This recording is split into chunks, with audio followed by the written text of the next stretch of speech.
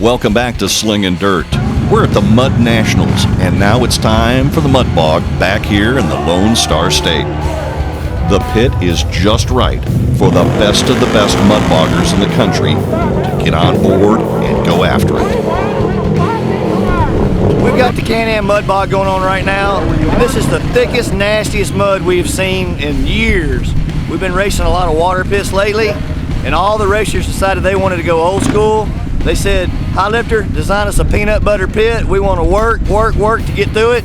That's what we gave them, and these guys, they may have gotten a little bit more than they thought. We designed this pit where some of them are taking 6 and 8 minutes to get through it. They're having to cross back and forth to find a good lane. Man, it's some of the best racing I've seen in the last 5 years. The machines are all snorkel, lifted, feature high-performance clutches, tires, and wheels. They're all purpose-built to run in the mud. My name is Adam Shoemaker. I race for High Lifter Polaris. I'm running an 850 here today at Mud Nationals. This is the straight bog. We are, it's an open class that I'm entered in today. So I've got the nitrous, I've got the great big tires, we got the snorkels, the motor is built. I mean, it's wide open, hardcore racing, and we got weight on the front rack. We got snorkels, we got a nitrous bottle. We got 31-inch outlaw tires on crush lock wheels. All this stuff revolves around racing in this mud and water. We got to get traction. We got to get to the bottom of the pit to get traction. You got to keep the weight on the front because the front end's always wanting to come up in the air on you, especially in this thicker mud. There's going to be a lot of bumping and banging into each other. It's a ride. That's a ride and a half actually. So there's nothing really to protect you other than your helmet and your wits. So should be a good show. They are side by side down the far outside. Slides and collides.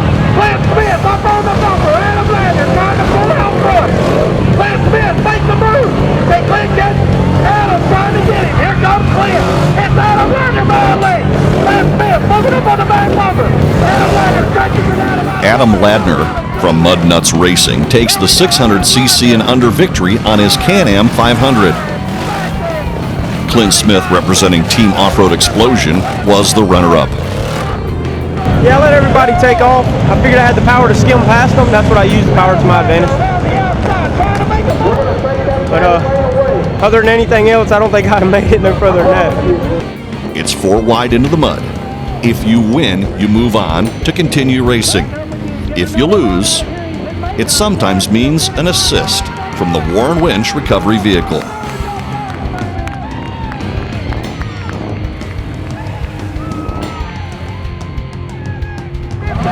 We're looking at a new track record right here.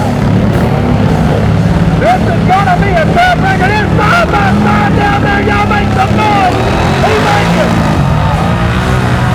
26 seconds. The new track record. When it came time for the 600 and over cc class, the mud mix was perfect.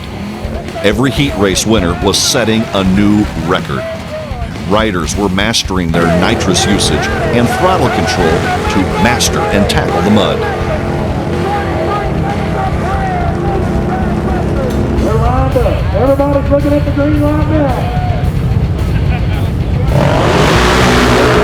Oh, let them come out through.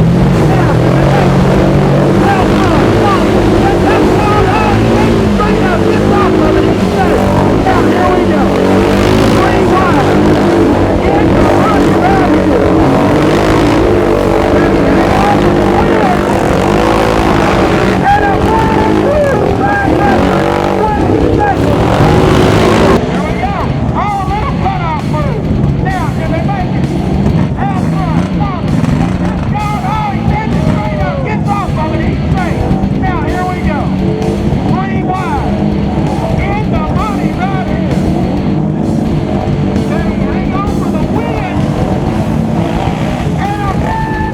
Jeremy Lofton from Randy Miller Racing on a 2007 CanAm 800 took the win, with Clint Smith of Off-Road Explosion taking home second place again. Man, I tell you what, I've been talking for like 5 hours straight. If you weren't here, you missed out. That's all I can tell you. Put it down on your schedule this year. Make sure you get here. Guys like this been here all day. It's nuts. You know, you definitely put this on your calendar. Man, what a great event. When we come back, we'll tackle the High Lifter Mud Nationals signature event, the Polaris Motocross. Thornton still trying to hold the lead. Ford on the outside. Thornton on the inside. They're side by side down the back straightaway.